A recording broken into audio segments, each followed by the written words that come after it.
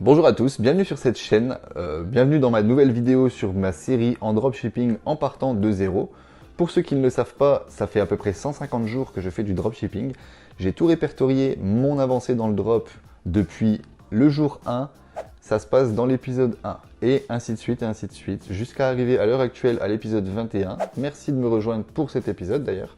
Merci à tous ceux qui me suivent depuis tout ce temps.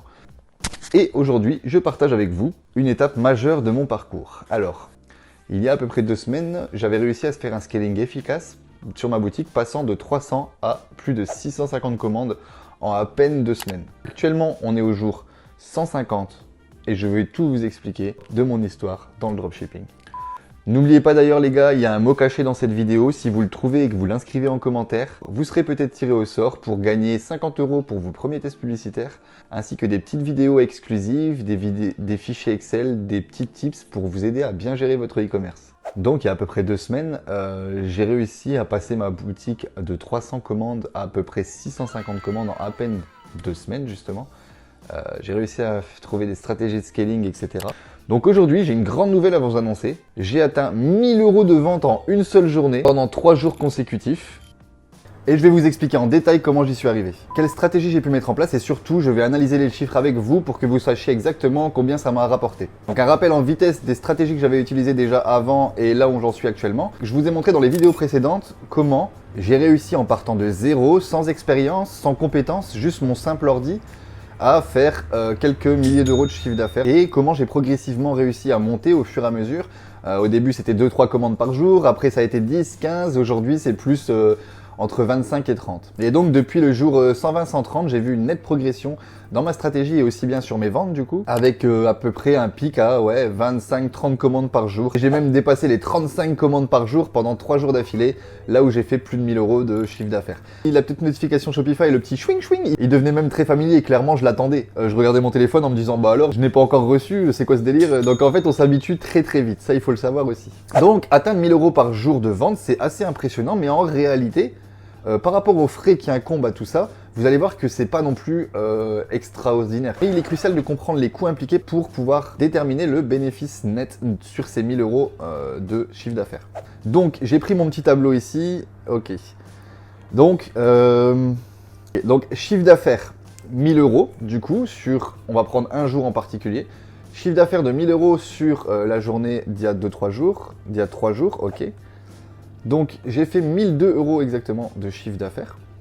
Avec ça, il y a 20% de TVA. Donc déjà, 1000 €, 20% de TVA, on enlève directement 200 €.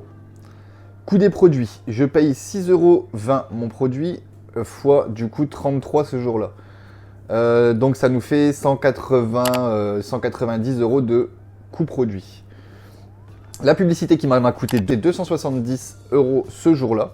Donc on arrive à un total des coûts qui est de 650 exactement.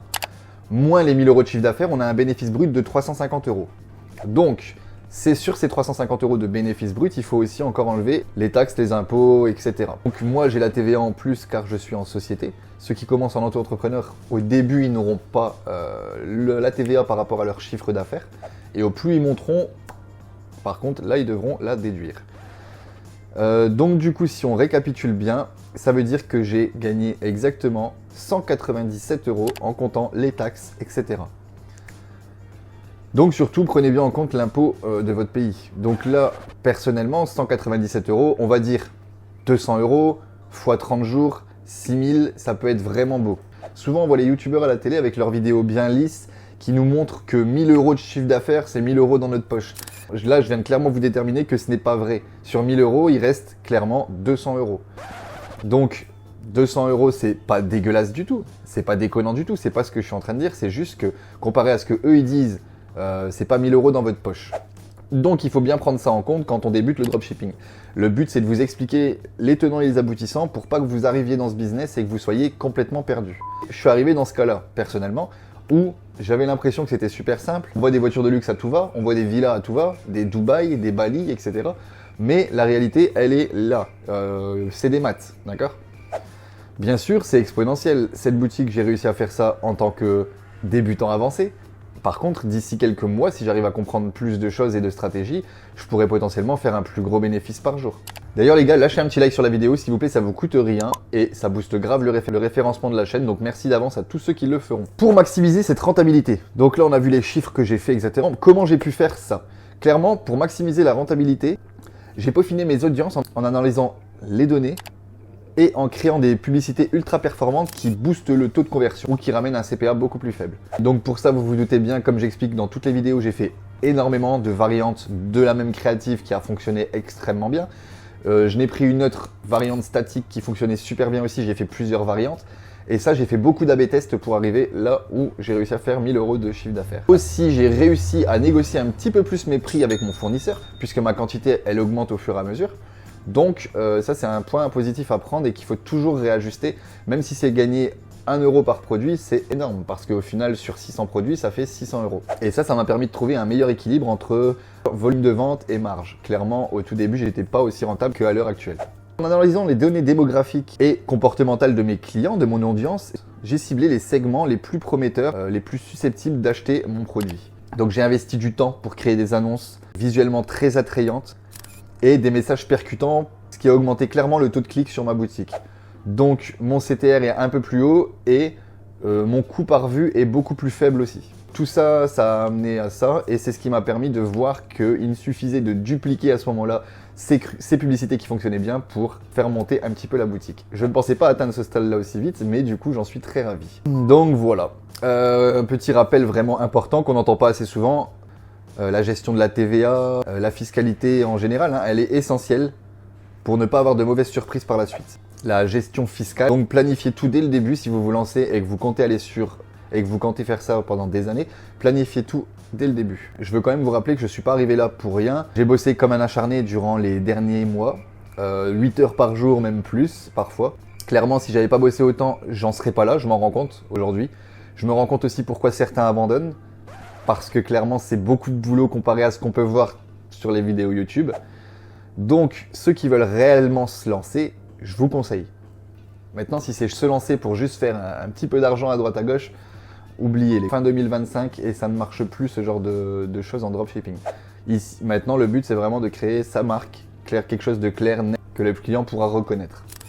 En sachant qu'au tout début, j'étais clairement pas rentable. Et puis, sur les 2-3 premiers mois, j'étais pas rentable du tout, j'ai même perdu un peu d'argent. Là, la balance, elle s'est réajustée, mais clairement, je comprends tous ceux qui veulent pas continuer aussi. Donc, dans un sens, c'est un business model très intéressant. Si vous êtes passionné et que vous en voulez, vous allez y arriver. Par contre, pour tous ceux qui se lancent sans formation, sans expérience, clairement, les gars, qui pensent faire de l'argent rapidement en travaillant 1 heure par jour, stop les gars. Arrêtez tout les gars. Clairement, arrêtez tout, vous perdez votre temps. Allez à la plage, allez faire du paddle, j'en sais rien, faites ce que vous voulez, mais clairement, c'est pas un business pour vous. Je vous le dis d'avance. Donc, petite conclusion de cette petite vidéo, atteindre les 1000 € de vente par jour, c'est une étape très importante, mais la véritable clé, c'est la rentabilité et la gestion stratégique, clairement. Donc c'est cool de te faire 1000 € de vente par jour, si vous faites aucun bénéfice, pareil, ça ne sert à rien. Donc il faut optimiser toutes les métriques entre les pubs, le site et l'avatar client pour qu'on arrive à un taux de conversion assez important, pour que ça en découle une rentabilité importante aussi. Clairement, moi, dans les prochaines étapes, à l'heure actuelle, le jour où je vous parle, on est le jour 157 depuis mon lancement en dropshipping. Donc on est dans ma semaine 22.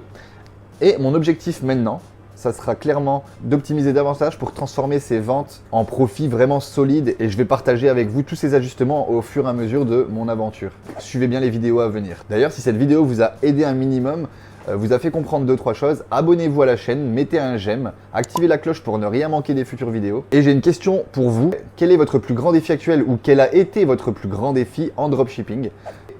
Dites-moi en commentaire, je les lirai tous et j'y répondrai. Surtout, n'oubliez pas de vous abonner à mon Instagram, là où on peut se donner un maximum de valeur et avancer tous ensemble. Les gars, je vous dis à la semaine prochaine pour une vidéo, en espérant que celle-là vous a plu et que vous aimez cette aventure. Faites-le moi savoir aussi en commentaire. Et les businessmen, je vous dis à la semaine prochaine. Ciao, ciao!